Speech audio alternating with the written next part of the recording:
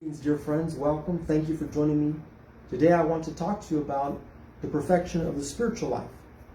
Do you have a desire for such perfection? Do you desire to be holy men and women of God? The saints certainly did. This is the greatest mission you have in this life in preparation for perfect happiness in heaven. God himself desires your spiritual perfection. He desires your sanctification. Yes, he desires you to be saints. In fact, you can only be the holy people God created and redeemed you to be by reaching spiritual perfection someday in heavenly beatitude. In this life, the spiritual perfection of human beings is only imperfect. But in heaven, such perfection of the saints is perfectly fulfilled. This is the perfection, the perfect happiness that God desires for you, for everyone. At the same time, the perfection of the spiritual life requires maturation. The human being can only mature to spiritual perfection gradually. The more he moves from potency to act, as he matures spiritually through the grace of God, the more he becomes the holy man God created and redeemed him to be. This involves the perfection of his intellect and will, including his passions, through holy virtue, throughout his life. The human being in this life remains unfinished. Only through the beatific vision of God in heaven and his glorious resurrection can he reach full or final perfection in the afterlife. On this basis, you may have perfections, vices, and sins, as I myself do, but do not be discouraged or despair. Be patient in this maturation process to perfection. In this brief talk, I do not intend to say everything that could be said about the perfection of the spiritual life. I will only consider the primary means to this spiritual perfection. In the Gospel, Jesus calls his disciple to be perfect just as his heavenly Father is perfect. This is a call to be spiritually perfected by imaging the charity of Jesus, the love he has for his Father and for his neighbor, the human being. Accordingly, St. Thomas says that the perfection of the spiritual life primarily involves the perfection of charity in the disciple. In his teaching, he says that the disciple can only be perfected spiritually by loving the Lord and his neighbor as Jesus himself does, according to the order of charity. Consequently, the disciple could never reach spiritual perfection by loving the Lord alone or by merely loving his neighbor, nor could he ever be spiritually perfected by loving the Lord as he loves his neighbor, or by loving his neighbor as he loves the Lord. For the Lord and his neighbor are not the same. The Lord is God, the uncreated creator and redeemer, and his neighbor, the human being, is a creature. Nor could the disciple reach spiritual perfection through a natural love proportionate to his human nature. On the contrary, he is perfected spiritually in his humanity by the divine grace of God to love both God and neighbor supernaturally according to the order of charity. This means loving God first and the human being second. In fact, as St. Thomas says, Jesus himself establishes this order of charity in the gospel. First of all, he calls his disciple to love God as his first and greatest good. In doing so, he says, "You shall love the Lord your God with all your heart, with all your soul, and with all your mind." In this sense, there is no greater commandment or precept of charity for the disciple than loving God above all. Indeed, this is the greatest and the first commandment. In loving God in this manner as his first and greatest good, the disciple images the love that Jesus has for God the Father. This prepares him for true and lasting happiness in heaven someday. Secondly, in the gospel, Jesus also calls his disciple to spiritual perfection by loving his neighbor not as he loves God, but as he loves himself. As he says, "You shall love your neighbor as yourself." In doing so, the disciple images the love that Jesus has for his neighbor. After all, he is united to his neighbor in a fraternal relationship, either in anticipation of perfect happiness or in the enjoyment of such happiness in heaven. This involves loving not just his family and members and friends, but also the poor, the ill, the imprisoned, the orphan, the widow, even his enemies. As such, Jesus calls his disciple to love his neighbor as himself, that he may reach perfect happiness with him in heaven someday. This means that loving his neighbor as himself is the second greatest commandment or precept of charity that perfects him spiritually after the image of Jesus. For this reason, for the disciple, the perfection of his spiritual life primarily involves loving God and secondarily loving his neighbor. According to Jesus, the whole law and the prophets depend on these commandments to love God and neighbor. In other words, this double commandment to love is the source of the word that God revealed to Moses and the prophets. Indeed, in God's love for the people of Israel, he illumined and inspired Moses and the prophets to proclaim his word to them, including his commandment of love. For God himself desired that they would learn to love him and their neighbors according to the order of charity. On this basis, the disciple can only be perfected spiritually after the image of Jesus by loving God and neighbor faithfully. At the same time, St. Thomas says that the disciple cannot love what he does not know. On the contrary, as a human being, he can only love what he knows. For knowing is the antecedent or precondition that opens and prepares him to love. In this sense, his spiritual perfection as a disciple involves both knowing and loving. Yes, knowing that he may love. For this reason, in calling his disciple to be perfect spiritually by loving the Lord as his first and greatest good in the gospel, Jesus is also calling him to know the Lord as his first and greatest truth. Indeed, he calls his disciple to know the Lord that he may love the Lord faithfully. In doing so, the disciple remains faithful not only to the order of charity, but also to the order of truth. As such, by knowing that the Lord really is God and not something else, the disciple learns to love him as God, as he truly is. He learns to love him as his first and greatest good. Thus, Jesus' first and greatest commandment to love the Lord includes the call to know the Lord, for the disciple can only love what he knows. Similarly, this is also true of Jesus' second greatest commandment. In commanding his disciple to love his neighbor as himself, Jesus is calling him to know his neighbor as himself. Yes, Jesus is calling him to know his neighbor that he may love his neighbor, not as he knows and loves the Lord, but as he knows and loves himself. Here, once again, the order of truth informs the order of charity.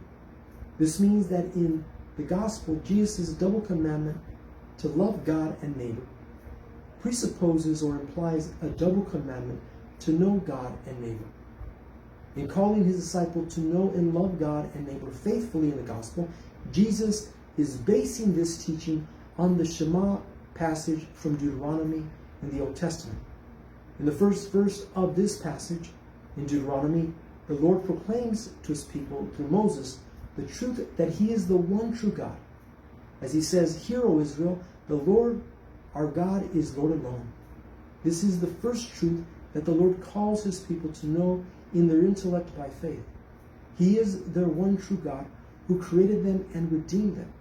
For this reason, there is no God besides him. All other gods are idols or false gods. Consequently, these false gods can neither know the people of God nor love them. Only the Lord can know them and love them, for he alone is their one true God. As a result, the Lord calls them to know him by faith as the one true God.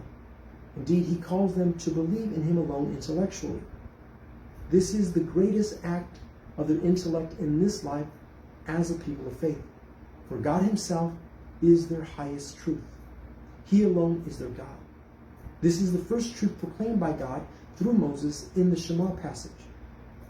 In calling his disciple to be faithful to the Shema by loving the Lord as his first and greatest good, Jesus is also calling him indirectly or implicitly to know the Lord as his first and greatest truth, as a man of faith.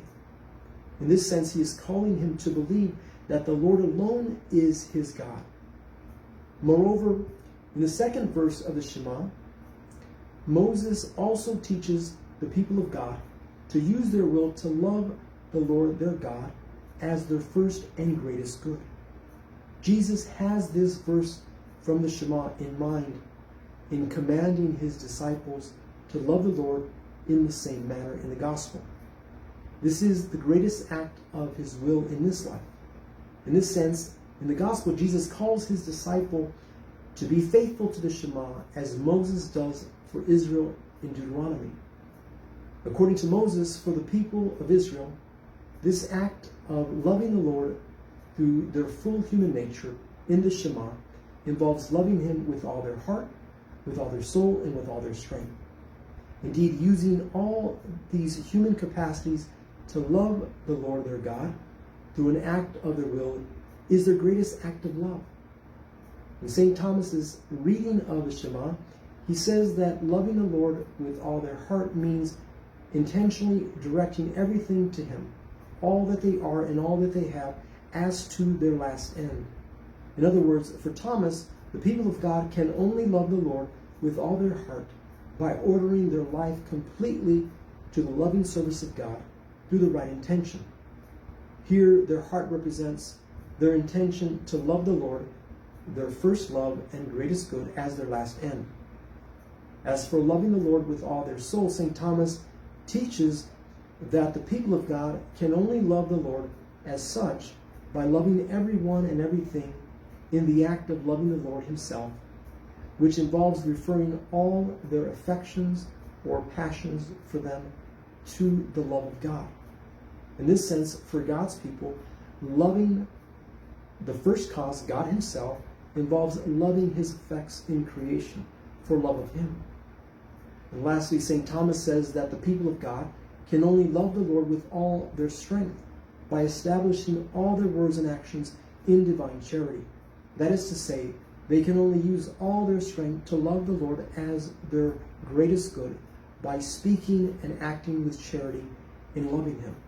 This is their greatest act of love as free moral persons, loving the Lord as their God with all their heart, with all their soul, and with all their strength, because he is their first love and greatest good. As such, this is a love they may only offer to God. In the Shema passage from Deuteronomy, God is calling his people through Moses to image his truth and goodness by knowing him and loving him as their highest truth and greatest good through their intellect and will. Furthermore, in the 3rd and 4th verses of the Shema, Moses calls the people of God to teach their children to know and love their neighbors as themselves. In doing so, he does not use these particular words in teaching the second greatest commandment to them. On the contrary, he pronounces this message to them only indirectly by telling them in the 3rd and 4th verses of the Shema to teach their children what he proclaims to them in the 1st and 2nd verses. As you recall, in the 1st and 2nd verses of the Shema, Moses teaches the people of God to know the Lord as their highest truth, their one true God, and to love him as their greatest good with all their heart, with all their soul, and with all their strength. For this reason, in the 3rd and 4th verses of the Shema, Moses tells the people to teach their children these words. Indeed, he says, "These words which I command you this day shall be upon your heart, and you shall teach them to your children, and you shall talk of them when you are at home." For the people of Israel, for God's people, this act of teaching their children to know the Lord as their one true God and to love him as such is really an act of knowing and loving their neighbors as themselves in the highest or greatest manner.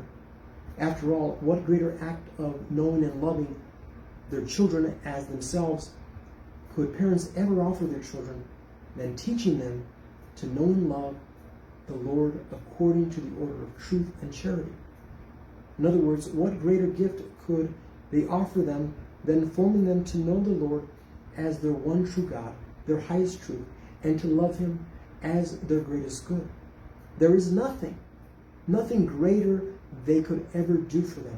Nothing.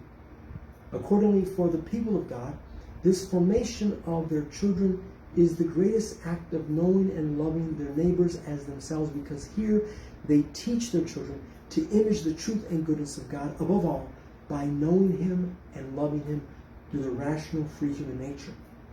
In the Gospel, Jesus calls his disciple to do the same for their children by teaching them to know and love the Lord according to the order of truth and charity. As such, Jesus here bases his teaching on the Shema in Deuteronomy. As a result, through the formation that children receive from their parents, they learn to image the truth and love of Jesus by knowing and loving their neighbors as themselves in the highest manner. This involves teaching them, first and foremost, to know and love God. This is the greatest act of knowing and loving that will lead their neighbors to heaven. On this basis, the perfection of the spiritual life for the disciple involves God's grace perfecting human nature, that he may know and love God and neighbor faithfully according to the order of truth and charity. Thank you, dear friends, for joining me for this talk. Have a blessed evening.